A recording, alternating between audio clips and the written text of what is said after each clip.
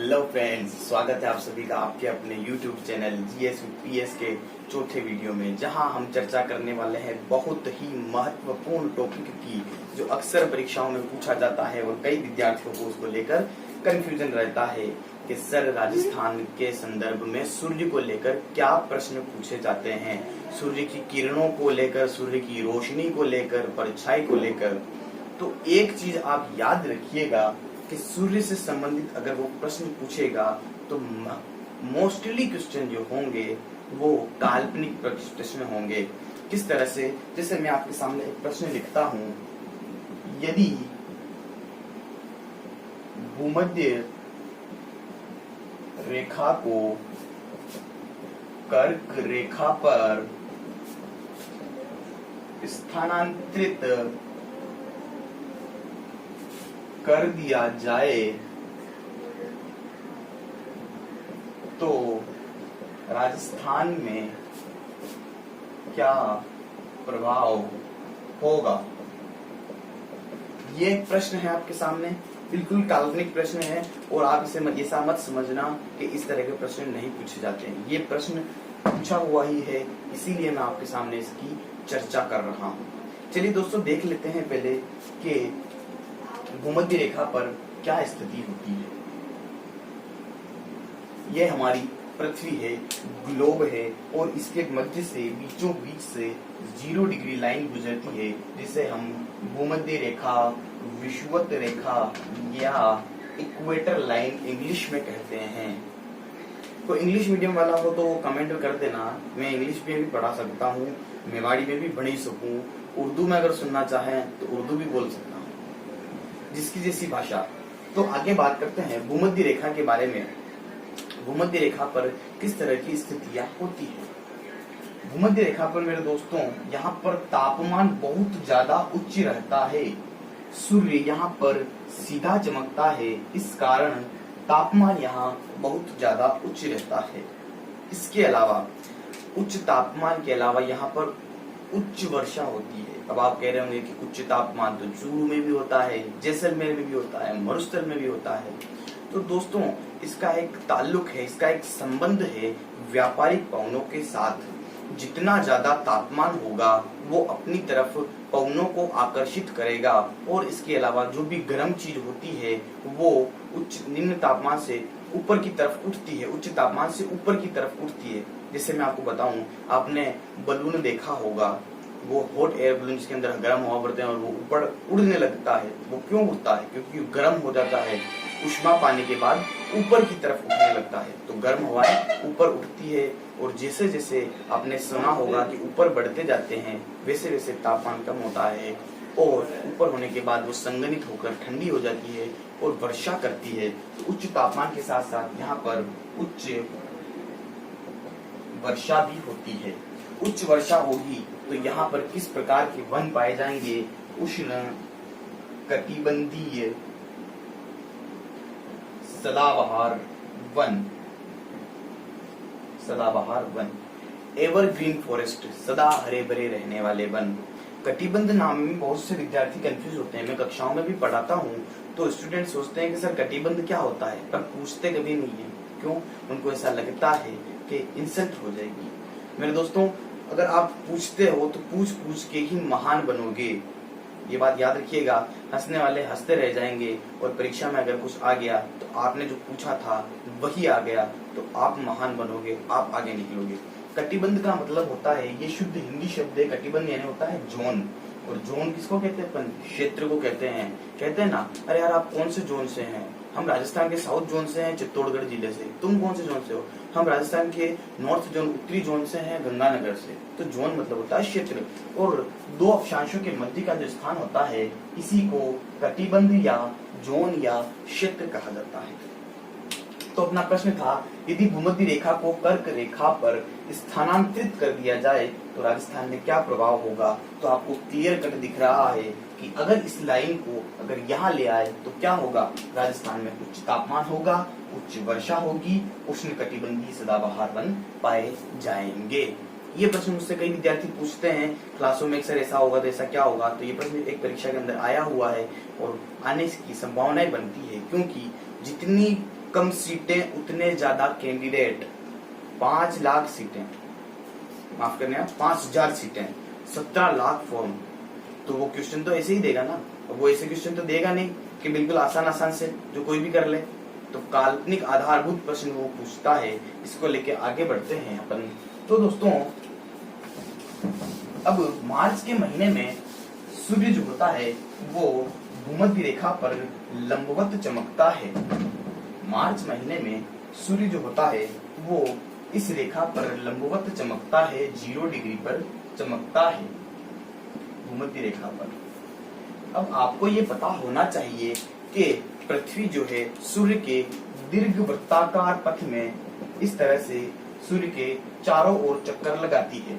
तो पृथ्वी यदि चक्कर लगाएगी तो चक्कर लगाते लगाते वो यहाँ आ पहुंचेगी 23.5 डिग्री उत्तरी अक्षांश। उत्तरी अक्षांश क्यों कहा मैंने अभी आपको, कल जो मैंने वीडियो बताया था उस वीडियो में आप जाकर देख सकते हैं कि उत्तरी अक्षांश क्यों कहा, जिसको एक नाम भी देते हैं कर्क रेखा या ट्रॉपिक ऑफ कैंसर।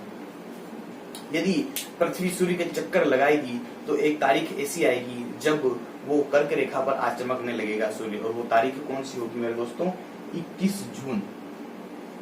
21 जून पहले सूर्य यहाँ था, अब धीरे धीरे घूमता घूमता पृथ्वी घूमी, पृथ्वी ने चक्कर लगाया सूर्य के, तो 21 जून को जो है सूर्य कर्क रेखा पर लंबवत चमकने लग गया। इस दिन जिन जिन क्षेत्रों से, या उत्तरी गोलार्ध की बात करें अपन, तो जिन क्षेत्रों से कर्क रेखा गुजरती है वहां भयंकर गर्मी पड़ती है।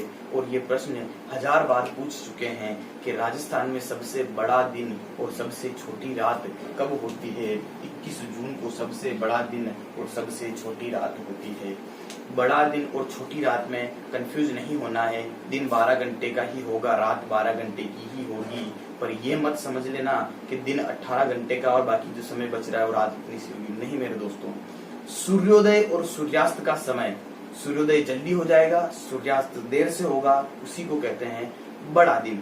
21 जून को राजस्थान में सबसे बड़ा दिन होता है, या जहां जहां से कर्क रेखा गुजरती है वहां सबसे बड़ा दिन होता है। अक्सर ये प्रश्न पूछा जाता है, आपको पता होगा राजस्थान के 2 जिलों से, डूंगरपुर और बांसवाड़ा से कर्क रेखा गुजरती है। तो आपसे ये पूछ सकते हैं कि 21 जून को किस क्षेत्र में सबसे ज्यादा सूर्य जो है लंबवत चमकेगा, तो वो होगा दक्षिणी क्षेत्र। और जिलों के नाम पूछे, डिस्ट्रिक्ट्स के नाम पूछे, जो डिस्ट्रिक्ट तो होंगे, एक आपके बांसवाड़ा और दूसरा होगा डूंगरपुर। इसके अलावा अब हम सूर्य को लेकर जो महत्वपूर्ण तथ्य बनते हैं उनकी बात करते हैं। तो 21 जून को सर्वाधिक लंबवत रेखाएं, सर्वाधिक लंबवत सूर्य का प्रकाश किस जिले पर पड़ता है, तो उसी की बात करते हैं अपन।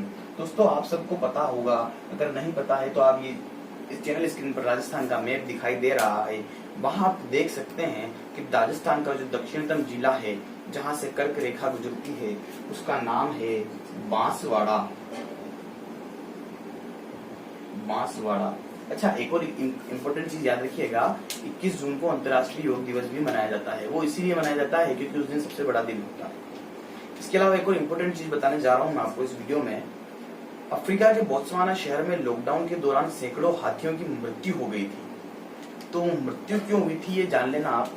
वहां के पानी के अंदर एक बैक्टीरिया बढ़ गया था और उस बैक्टीरिया का नाम था साइनोबैक्टीरिया, और उसी वजह से सैकड़ों हाथियों की अफ्रीका के बोत्सवाना शहर में मृत्यु हो गई थी। आगे बढ़ते हैं और देखते हैं कि बांसवाड़ा में जो है 21 जून को सूर्य सबसे ज्यादा लंबवत होगा। 21 जून को सूर्य सबसे ज्यादा लंबवत होगा। अब सूर्य यहाँ है, इस जगह पर सबसे ज्यादा लंबवत यहीं पे है। तो आपसे पूछ ले कि सर्वाधिक तिरछी किरणें कहाँ होगी, तो मेरे दोस्तों उत्तरी जिला जो मैप में आपने देखा होगा वो है गंगानगर। सबसे उत्तरी जिला होता है गंगानगर, और गंगानगर में सर्वाधिक तिरछी किरणें पड़ेगी। 21 जून को कहो या जब जब सूर्य लंबवत कर्क रेखा पर होगा तब तब सूर्य की तिरछी किरणें यहाँ पर पड़ती है। दोस्तों एक और चीज कभी पूछी जा सकती है, क्योंकि छोटा मोटा भारत का जीके पूछ लेते हैं, कर्क संक्रांति देश में कब होती है। कर्क संक्रांति होती है 21 जून को कर्क संक्रांति मनाई जाती है। तो सबसे सूर्य की लंबवत किरणें पड़ेगी बांसवाड़ा पे। अगर अच्छा चलो बांसवाड़ा ऑप्शन नहीं हो तो अपने को ऊपर बढ़ते जाना है। बांसवाड़ा के बाद यहाँ एक जिला आता है जिसका नाम है डूंगरपुर। डूंगरपुर के बाद यहाँ आता है प्रतापगढ़। प्रतापगढ़ के बाद यहाँ एक जिला आता है झालावाड़। झालावाड़ के बाद यहाँ एक जिला आता है उदयपुर। फिर आता है आपके राजसमंद, पाली, जोधपुर, चूरू, बीकानेर, हनुमानगढ़। इस तरह से ये क्रम है। ठीक है, जब आप ये पढ़ेंगे और मैं आपको और बताता हूँ जैसे अभी आगे कि बांसवाड़ा ऑप्शन में ना हो तो आपको डूंगरपुर करना है, डूंगरपुर भी ना हो तो प्रतापगढ़ करना है। ठीक है, तो ज्यादा से नहीं पूछते हैं, फिर भी आपको याद रखना है। डूंगर बांसवाड़ा के बारे में तो वर्षों से पूछ रहे हैं, इसलिए डूंगरपुर है याद रखना है, प्रतापगढ़ याद रखना है। ठीक है, सर्वाधिक तिरछी किरणें कहाँ पड़ती है? गंगानगर, सबको याद है। गंगानगर नहीं देवे तो अगला याद रखना है हनुमानगढ़। हनुमानगढ़ भी नहीं दे तो चूरू, चूरू नहीं दे तो बीकानेर। तो इन सब बातों को आपको याद रखना है। चलिए दोस्तों, सूर्य के संबंध में जो तथ्य बनते हैं, जो प्रश्न बनते हैं, उनकी चर्चाएं आज हमने यहाँ पर करी है। इसके अलावा एक और चीज याद रखिएगा कि मकर संक्रांति के बारे में पूछा जाता है। मकर संक्रांति यानी सूर्य मकर रेखा पर सीधा कब चमकता है? तो वो चमकता है 22 दिसंबर को। और उस समय जब जून में कर्क संक्रांति होगी तब हमारे यहाँ होगी भयंकर गर्मी। और इस गोलार्ध में, दक्षिणी गोलार्ध में होगी शीत ऋतु। शीत ऋतु होगी। तो दोस्तों आज के लिए इतना ही। सूर्य के सापेक्ष जो सूर्य से प्रश्न बने जाते हैं उसके संबंध में आज की चर्चाओं को यही विराम देते हैं। और आप हमारे वीडियो को लाइक कीजिएगा, शेयर कीजिएगा और जरूर कमेंट भी कीजिएगा, अपना व्यू बताइएगा। कुछ गलत रहा, कुछ सही रहा, कुछ अच्छा लगा, कुछ बुरा लगा, जो भी अपना व्यू है वो कमेंट के अंदर जरूर बताइएगा मुझे। डिस्क्रिप्शन में मेरा व्हाट्सएप नंबर दिया हुआ है, आप चाहें जब मुझे कॉन्टेक्ट कर सकते हैं, मैं आपको जरूर आंसर दूंगा। टेलीग्राम का लिंक भी दिया हुआ है, टेलीग्राम पर क्लिक करके आप टेलीग्राम लिंक भी हमारा पेज चैनल भी ज्वाइन कर सकते हैं, टेलीग्राम चैनल भी ज्वाइन कर सकते हैं। चलिए दोस्तों, तब तक के लिए इजाजत दीजिए नेक्स्ट वीडियो के लिए। तब तक के लिए आप हमारे चैनल को देखते रहिए और ज्यादा से ज्यादा शेयर करते रहिए। तब तक के लिए गुड बाय।